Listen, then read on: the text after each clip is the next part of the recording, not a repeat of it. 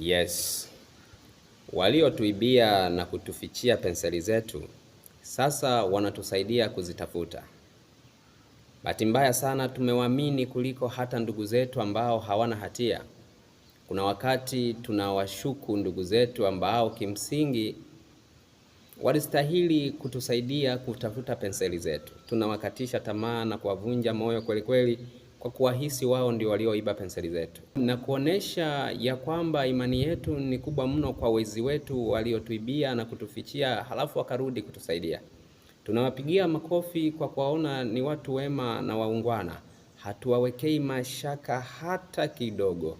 Matokeo yake wanazidi kutupeleka mbali na penseli zilipo, ili tusipate hata nafasi kidogo angalau ya kuhisi kwamba huenda zikawa eneo fulani. Wakati wanatupeleka mbali zaidi, kuna wengine waliowaseti kufuatilia nyuma yetu. Kwa hiyo hata kila ambacho tulikiacha hakijapotea. Tutakaporudi na wahakikisheni hatutakikuta hata hicho. Bahati mbaya tumechagua kuamini, na wanajua kama tunawaamini. Lolote wanafanya kwa sababu wanajua wanaaminika, na wanapitisha mambo yao kwenye imani hii. Wanatuibia penseli na kuturudishia vifutio ili tufute hata kumbukumbu kidogo juu ya kile kilichowahi kutokea zamani.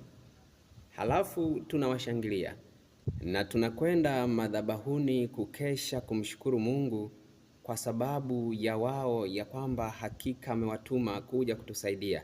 Yaani wameturudishia vifutio vyetu wenyewe, wakaendelea kubaki na penseli zetu, halafu tunakwenda kumshukuru Mungu kwa sababu amewaleta wao kwa nia njema. Kuna wakati huwa wanakaa wanafikiria sisi ni binadamu wa namna gani.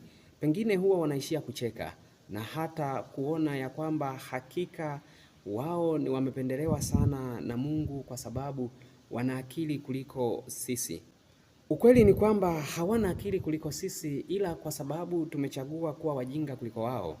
Acha waendelee kututumia, tutashtuka siku tutakaposhtuka, na pengine watakuwa wameshaondoka na hawana tena na time na sisi, kwa sababu hawatakuwa na chochote cha kuja kuchukua kwetu.